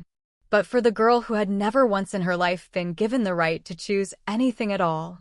She pulled back. Slowly. Her hand curled at his collarbone, fingers clinging for balance as her whole body shook. "I want to," she whispered. He still didn't move. "I want to more than anything," she confessed, voice cracking. "But not because something inside me is screaming for it." She looked him in the eye. "But because I'm ready to scream it myself." A long silence. Then Theron lifted his hand. He didn't pull her closer. He just brushed a strand of hair from her cheek. A reverent gesture. A promise. His eyes burned, not with need, but with awe. She rose to her feet. So did he. And the space between them stayed taut, crackling, unbroken. But not yet crossed. Because now, they both knew. The bond wouldn't happen by accident. It wouldn't be stolen. It would be offered. By her. On her terms. And for the first time, Raya Calder didn't feel like someone fate had chosen. She felt like someone who was finally choosing for herself. Chapter 20. The battle begins in her name. The call came with the dawn. 3 howls. Sharp. Synchronized. Ezra stepped into the cabin without knocking, snow still clinging to his shoulders. They've crossed the frost pine line. Theron didn't speak. He didn't need to. Raya stood near the hearth, her hand wrapped around the tea mug she hadn't touched since the night before. "Who?" she asked, though she already knew. Ezra's voice was grim. "The Crescent Hollow Alliance." Edgar's brought the southern packs. "And Kasha's banner flies beside them." "And Lilith?" she asked. Ezra gave a humorless smile. "Wearing white like it's her coronation." A silence stretched. Theron moved then, swift and purposeful. He crossed to the wall where a rack of carved bone weapons hung. Not relics. Not trophies. Tools of survival. He strapped on the first piece of armor without a word. "You're not going to hand me over," Raya said. It wasn't a question. It was a truth, spoken aloud, heavy with consequence. Theron turned to her, eyes bright like steel under moonlight, and gave the barest shake of his head. Ezra sighed. "Rowan's already gathering the border guard. We've sent runners east. But we'll be outnumbered. And outgunned," he added. "They've got silver spikes and trained southern warpacks. They came ready for conquest." Theron's hands stilled on the last clasp. Raya stepped forward. All of this, for me? Ezra looked at her then, not teasing, not sarcastic. Honest. For what you represent, he said. You're not just Moonblood. You're proof the order can change. That old bloodlines can be rewritten. That makes you dangerous. Theron turned to her fully. And something in the tension of the room shifted. He wasn't asking her to run. He wasn't asking her to hide. He was asking her to stand. With him. For herself. And she did. She took a breath and nodded once. Then we face it. The front line was drawn at dusk. Wolves in armor lined the edge of the snowfields, their breath clouding in the cold. Crescent Hollow's banners flapped in the wind, white and crimson. Cash's Virulane sigil shone beside them, sharp and cold. And behind them, mounted on a white mare, stood Lilith. Draped in ivory. Crowned in frost. At her side, armored and solemn. Jace. Raya saw him before he saw her. His gaze was on the tree line, on the northern defenses, on the battle yet to come. Then he looked up. And their eyes locked. Her breath caught. He looked. Older. Colder. But not unrecognizable. Not to her. Then Theron stepped into view. And Jace's jaw clenched. He didn't reach for his weapon. But his shoulders squared, and he turned his horse to face the war that had always been coming. The one they would all fight. Not for land. Not for pride. But for the girl who once believed she wasn't meant to be chosen. Now she was the reason they all had. Chapter 21, When he stood between me and the world. The sky was the color of steel, thick with snow and the promise of war. Raya stood atop the frost ridge behind the northern line, her heartbeat echoing louder than the drums below. The Allied southern forces were advancing, orderly, cold, relentless. The sound of dozens of boots crunching through the snow rang like distant thunder. Lilith rode in front, cloak billowing like smoke behind her. Her hair was coiled in silver braids, and her eyes burned with holy fire. This wasn't the Lilith Raya once knew. Not the girl in white lace who dreamed of courtship and ceremony. This was a queen of knives. Bring her forward, Lilith called, voice slicing the wind. Let them all see what we're really fighting for. Theron didn't flinch. He moved first, stepping in front of Raya, shield without armor, stone without sword. She could see it in his shoulders, the tension, the stillness, the silent vow. You'll go through me. Lilith's lips curved in disdain. You think hiding her behind your silence will change what she is, she called. You think your pet bond will cleanse her of what's in her blood? Murmurs rose from the Crescent Hollow ranks. Angry ones. Uneasy ones. She's a wolf tempter, Lilith shouted. A wolf tempter. Her presence stirs rebellion in alphas and rot in the bloodlines. Look what she's done. She's turned brother on brother. Prince on father. You call that destiny? Gasps.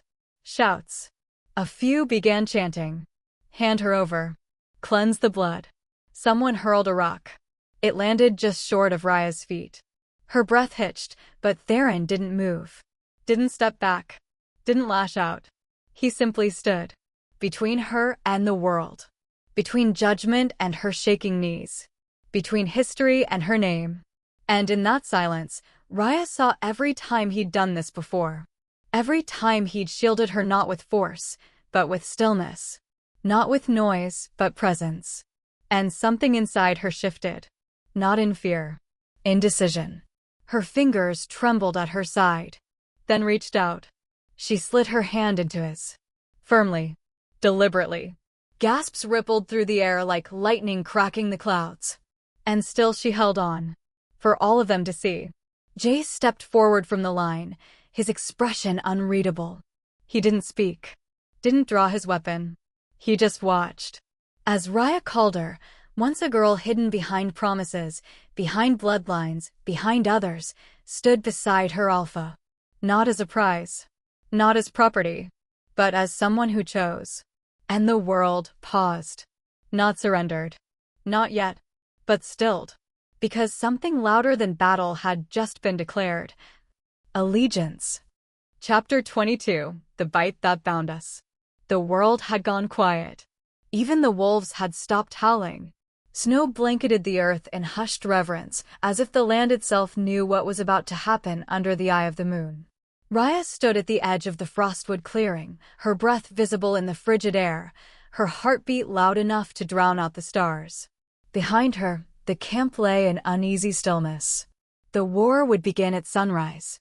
But her battle, the one inside her, was already reaching its peak. She didn't knock when she entered Theron's tent. He looked up immediately from where he sat, still lacing the last of his leathers. Candlelight flickered against the hard lines of his face, the jagged scar on his collarbone, the silent tension in his eyes. She said nothing at first, just stood there, watching him, until she whispered, "Do it." His brow furrowed. He didn't move. She stepped closer. The bond. Still, he didn't speak. So she took his hand, placed it flat against her chest where her heart was pounding wild. "I don't want to go into battle half-marked. Half-chosen. Half-awake." He exhaled. Long and slow. But he still didn't reach for her. So she did something neither of them expected. She tilted her own head to the side and bared her throat. "I choose you," she said.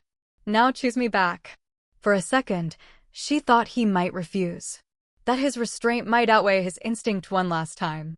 But then, he moved.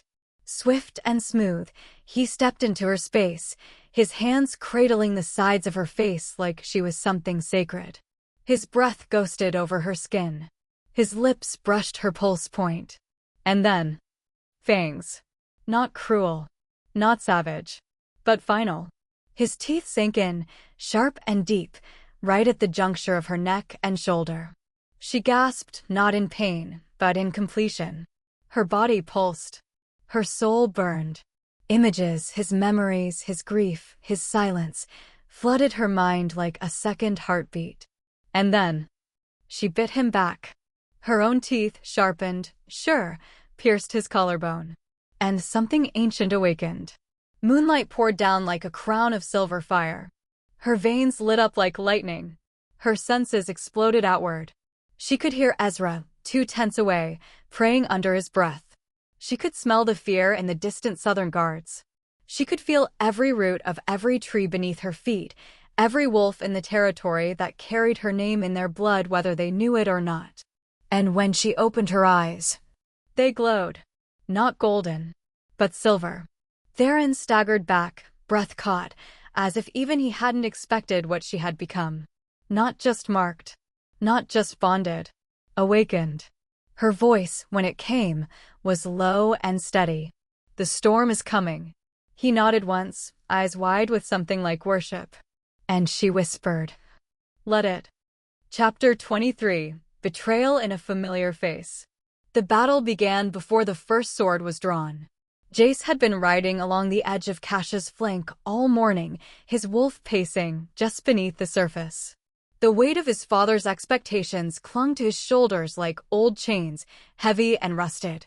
But it wasn't Edgar's voice echoing in his head. It was Raya's. "I want to scream at myself." The image of her hand in Theron's still hadn't left him. It burned behind his eyelids. Not because she'd chosen someone else, but because, for the first time, it wasn't him she was choosing between. It was herself. And that's what finally broke him. Not fury. Grief. They were less than an hour from the northern line when Jace slipped away from Kash's ranks, cutting through the trees on horseback, navigating the terrain like he'd been born to run away. Because maybe he had been. He found Raya near the northern ridge, flanked by 2 sentries who didn't have time to draw weapons before he stepped into the clearing, hands raised in surrender. She turned. Shock flickered in her eyes. "Jace." "I'm not here to fight," he said quickly. "I'm here to get you out." "What?" "This war is a mistake. You know that. My father, Lilith, they're using your blood like a crown and a weapon. I can get you past the lines. We ride tonight. I'll take you south, anywhere you want." She took a step back. "Jace, no. You don't get to." "I know I lost you," he interrupted, his voice cracking. "I know I don't get to ask anything. But please, let me make this right. Let me save you." But she didn't need saving. Not anymore. Before she could answer, The air split with a cry of alarm. Lilith's voice rang out from behind the trees, cold and sharp as winter glass. I knew it. She stepped into the clearing with Kasha and 2 guards flanking her, her gown dusted in snow, her eyes wild with betrayal. You would throw away your name, your father, your entire pack, for her? She's not your enemy, Jace said quickly. She never was. She was mine, Lilith spat. And you were supposed to be loyal to me. Kasha didn't speak, but her gaze swept between them all, calculating. Then it happened too fast. A blade flashed in a guard's hand. Jace moved to shield Raya, but the strike found its mark, clean and deep across his side. He crumpled with a grunt. Raya screamed. Without thinking, she dropped to her knees, pulling Jace to her lap as blood spilled over her hands. No, no, no. Lilith hesitated at the edge of the clearing. Watching.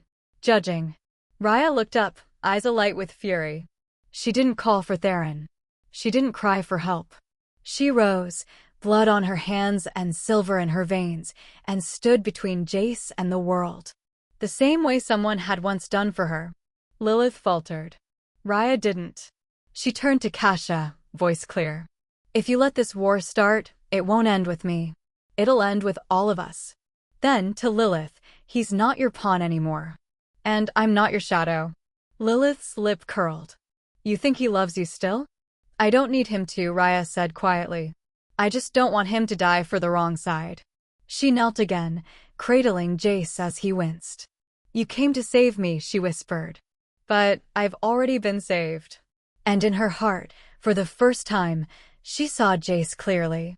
Not as the boy who once promised her the world, but as the boy who couldn't follow her into it. Chapter 24, Lilith's Last Stand. The air around the stone altar was thin and sharp, the wind howling through the broken teeth of the mountains. Snow gathered in drifts around the base of the throne, an ancient monolith carved from obsidian and moonstone. The seat of the old kings.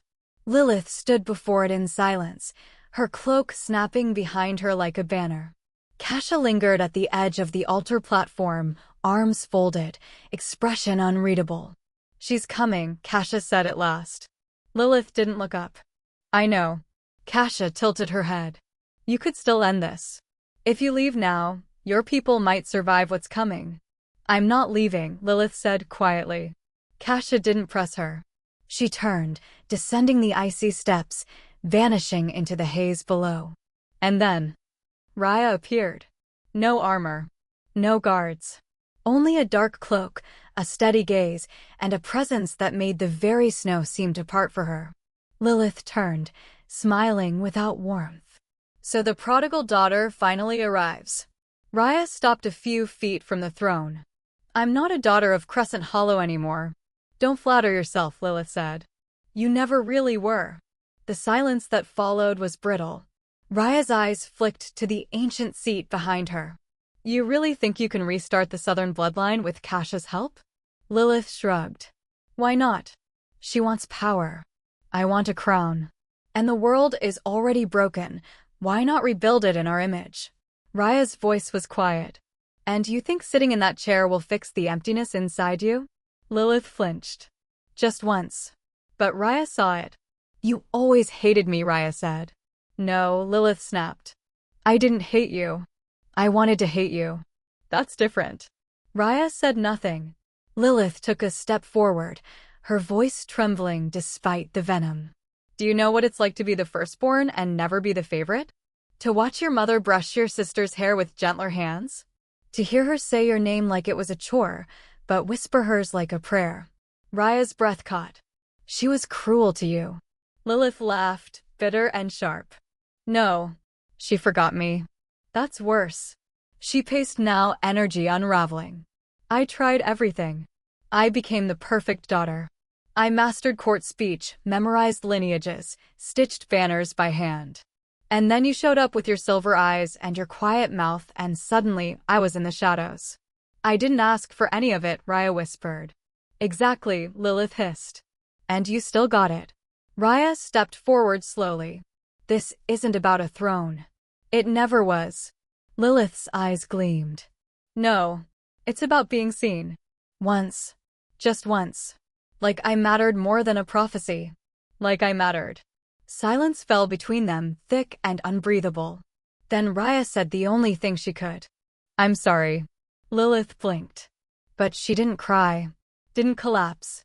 She just smiled, a soft, broken thing. It's too late for sorry, she said.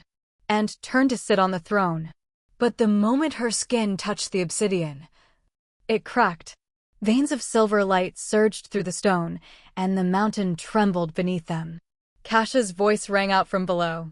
She's not the heir. Lilith screamed. The throne rejected her. Magic flared, and she was thrown backwards into the snow, coughing, stunned, small again. Raya stepped forward. She didn't gloat. She didn't judge.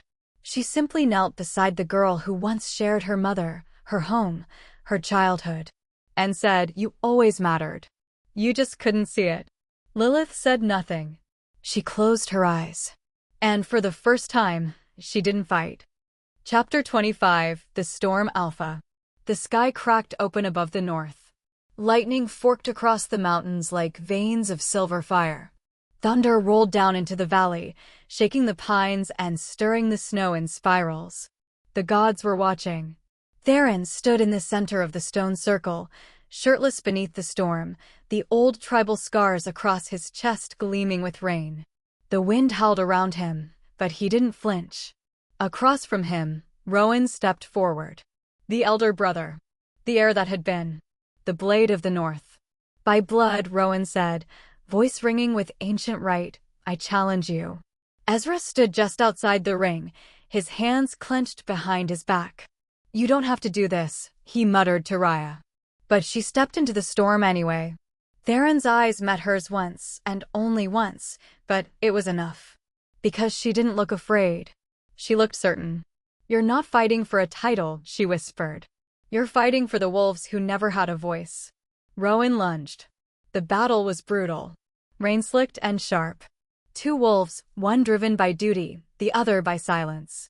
They clashed in shifts of fur and claw, blood darkening the stones. Theron didn't speak. But his body roared. Every motion was a promise. Every strike a reckoning. And when the storm above answered with its own fury, his eyes flashed silver, not just with power, but command. And in that moment, he stopped being a bondless warrior. And became alpha. He brought Rowan down hard, pinning him to the soaked earth, teeth bared over his brother's throat. The crowd held its breath. Ezra looked away. But Raya didn't.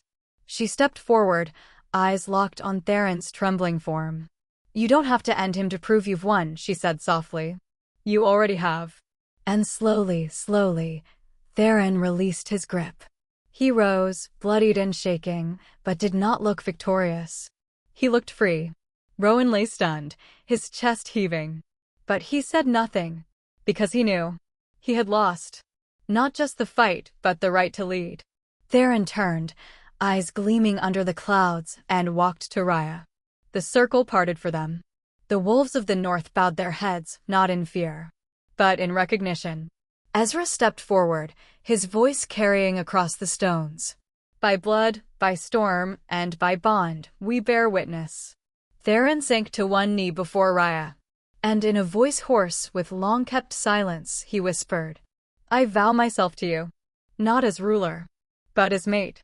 Raya's eyes filled. Not because of power, but because the boy who once stayed silent for her sake was now choosing to speak. And so, in the heart of the storm, they bound themselves. Not in conquest, but in promise. Chapter 26, The Girl Who Wasn't Chosen, but Chose Herself. Crescent Hollow looked smaller than she remembered. The town square was filled, but silent. Not the stillness of threat, nor the hush before war, but the uncertain, uncomfortable quiet of those waiting to see which version of history they would be forced to accept. Ezra stood at Raya's side as she stepped up to the stone platform, the same one her father once used to announce edicts, to crown heirlooms and bloodlines, to declare fates that were never hers to shape. This time, she had no crown, no armor, only her truth. Many of you, she began, voice steady despite the cold, knew me as Raya called her. The girl who sat quietly at her father's table. The one promised to Jace. The one raised in the shadow of a sister who believed herself rightful. Whispers stirred. Some looked away. Others watched with narrowed eyes. I didn't come back to claim anything, she continued. Not your land. Not your loyalty. Not your sympathy. Her gaze swept across them all. I came to give something back. Ezra's hand twitched beside her. He wanted to say something, but didn't. This was her moment. I am not my father's heir, she said. I will not take his place. I will not inherit Crescent Hollow. A murmur of shock passed through the crowd. She lifted her chin. Because I was never meant to rule this town. I was meant to break free of it.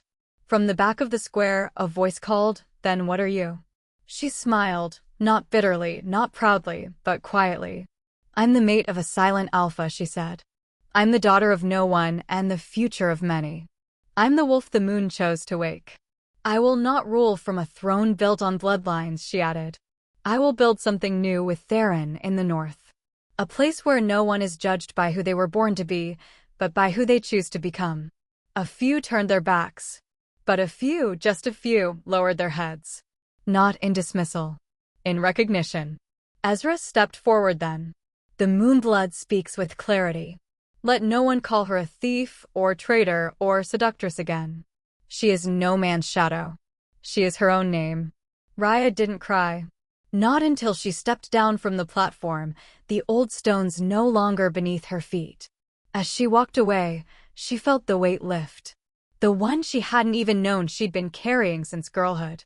She wasn't Calder's daughter anymore. She wasn't someone's almost. She was Raya. And this time, she wasn't waiting to be chosen. She was choosing herself. Chapter 27, the day the howling stopped. The sun rose quietly that morning. No horns. No drums. No scent of fear in the air. Only frost-dappled grass underfoot and a hush in the trees that felt reverent, not tense. For the first time in weeks, no one was preparing to fight. They were preparing to witness. The wolves of the north gathered in the valley below the ridge. Theron's people, once fractured and leaderless, now bound together by choice, not lineage. The stone circle had been swept clean. Candles lined its perimeter, flickering despite the breeze. At the center stood Theron. And beside him, barefoot, cloakless, radiant beneath the morning light, stood Raya. Her pulse was calm. Not because she wasn't nervous, but because she was ready. Ezra stood at their side, holding the ceremonial scroll, his voice echoing gently over the crowd. Today we honor the soul bond. Not one forged by blood or edict, but by will. By two wolves who chose not just each other, but the pack they would become together. He turned to Theron. You may speak. The hush deepened. Theron looked at Raya, jaw clenched. For a moment, she thought he might remain silent, even now. But then, I waited, he said softly. His voice was rough, barely more than a growl, but it was his. I waited, for someone who would see me. He lifted his hand, brushing a lock of hair behind her ear. You saw me. Even when I didn't speak. Even when I couldn't. A tremor passed through the circle.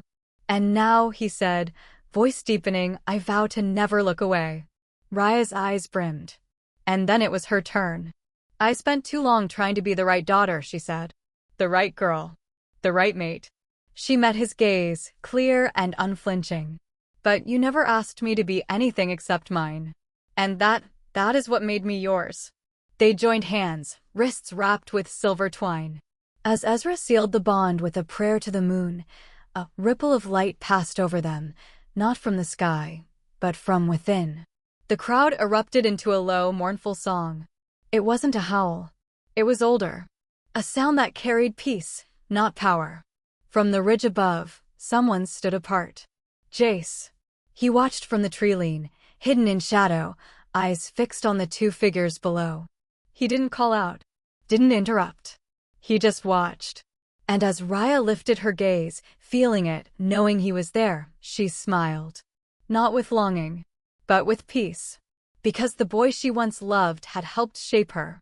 But he was not the man who stood beside her now. She pressed her forehead to Theron's, whispering something only he could hear. And Jace, still and silent, finally turned away. Raya didn't follow with her eyes. She didn't need to. The past had watched her be chosen. Today, she had chosen. And the howling stopped. Because at last, there was no need to cry out into the dark. She had been heard. Chapter 28, A Home with No Cage. The path to the edge of the north hadn't changed. The stones were still sharp underfoot.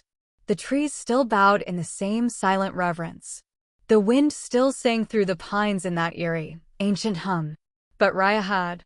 So had the man beside her. Theron walked without a cloak, his strides slow, measured. He wasn't dragging her this time. He wasn't leading either. They walked side by side. When they reached the cabin, the one tucked between two ridges, half forgotten by time, Raya paused. The door creaked when she touched it. Inside, everything was exactly as she remembered it. The heavy wooden table, the hearth that once burned with the only warmth she'd known here, the wolf pelts across the bed where she'd once trembled, angry and unsure and half-bound by fate. But it didn't feel like a cage anymore. It felt unfinished. Waiting. Theron stepped in behind her, silent as always. He didn't ask if she was all right. He never did. Instead, he moved toward the firewood stacked in the corner and began to build a flame. Raya wandered the room. Her fingertips trailed the windowsill, the worn grooves on the table edge, the frame of the door she once tried to break through. And she spoke without turning. "Do you remember what I said the first night I was here?" A pause. Then, his voice, quiet and low. "You said you weren't an animal to be caged." She smiled. "Funny. I still believe that. But it's not the walls that define a cage, is it?" She turned to face him. "It's whether you want to be kept." Theron didn't move. Didn't blink. Just stood there, shadowed by firelight, watching her. "Do you still feel kept?" he asked. She crossed the space between them slowly. "No." She pressed her hand to his chest, feeling the beat beneath. "Because now I know I can leave." Her voice dropped. "And I still stay." The silence between them was thick, but not with tension. With truth. He raised a hand, brushing hair from her cheek with such aching gentleness, it almost broke her. And then, for the first time since she met him, since he claimed her in front of hundreds, since he carried her through storms and silence, he whispered her name. Raya. It wasn't loud. It wasn't grand. But it was his voice. And it was hers. She shivered. He leaned closer, breath warm against her temple. "You were never stolen," he murmured. "You were found." Her eyes filled, the final weight she didn't know she carried slipping free. The vow he once made, to remain silent until his mate chose him, was broken. Not in defiance, but in fulfillment. She touched his lips, then kissed them. And in that moment, the cabin was no longer a place of confinement. It was their beginning. A home. Not with locks, but with love. Chapter 29, Bloodline and Bone. The ritual ground lay deep in the northern glade, where the moonlight touched only the oldest trees. Ezra had led them there without ceremony, but the weight of what was to come hung heavy in the frost-covered air.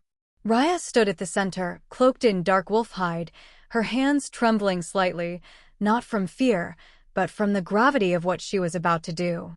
Theron stood behind her. He didn't need to say anything. He never did. Ezra held the scroll, ancient, fraying at the edges, its ink faded but still legible. The King's Ledger. A complete record of every wolf born of noble blood, every name ever deemed worthy of title, command, or legacy. "This is the last copy," Ezra said softly, holding it out. Raya stared at it. How many wars had been waged because of this parchment? How many mates denied, children discarded, leaders chosen not for strength, but for surname? She took it with steady hands. Felt its weight. Felt the weight of those it had condemned. Ezra gestured to the fire pit they had built in the center of the clearing. "Are you sure?" he asked. Raya didn't hesitate. She stepped forward and dropped the ledger into the flame. The fire caught slow at first, then roared upward with a sound like exhaling ghosts. Embers danced into the air, and something in the trees stirred, as if even the forest was startled. Theron's hand found hers. Ezra stepped forward again, laying a hand to her shoulder. With this act, he intoned, "We release the old bones of the bloodline. Let what was buried remain buried." Raya whispered, "Let the future be chosen, not inherited." Ezra nodded. "And let every wolf be judged not by their birth, but by their spirit." The flames burned higher, brighter, hotter. But Raya didn't flinch. Not as the ashes curled upward. Not as the final name on the scroll disappeared. And when the fire faded into glowing embers, she turned to the wolves who had gathered in silence to watch. Some looked uncertain.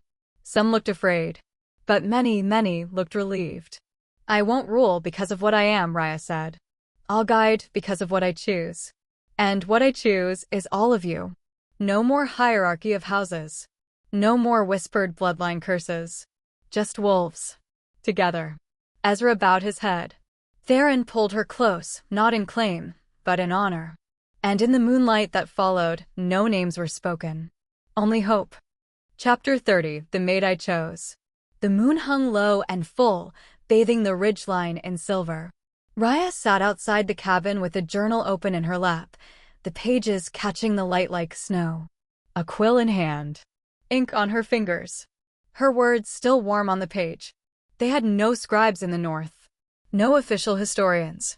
The stories of wolves were passed down in howls and dreams. But she was changing that. She wasn't writing a legend. She was writing the truth.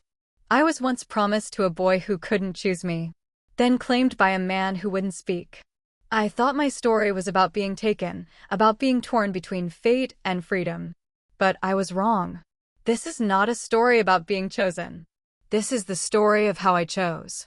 The door creaked behind her. She didn't turn. She didn't need to. Theron's footsteps were as familiar to her as her own breath. He sat behind her on the stone bench, pulling her gently into his lap. His arms came around her waist, steady and quiet. His cheek rested against her temple. They didn't speak. They didn't have to. Above them, stars scattered like flint sparks, and the trees whispered with the breath of wind wolves long gone. "I never thought I'd feel safe here," Raya murmured at last. Theron's fingers brushed hers, lifting her ink-stained hand to his mouth. He kissed the base of her thumb, tender, reverent. "You are safe," he whispered, "because no one owns you now." She smiled. Not the smile she wore in courts or battlefields, but the small one she saved for him. Her fingers curled around his. "I want to stay." "You already did." Silence again. Then she asked, "Do you think they'll remember us? What we did? What we changed?" Theron tipped his head, gazing at the stars. "Only if you keep writing." Raya laughed softly and pressed her pen to the page once more.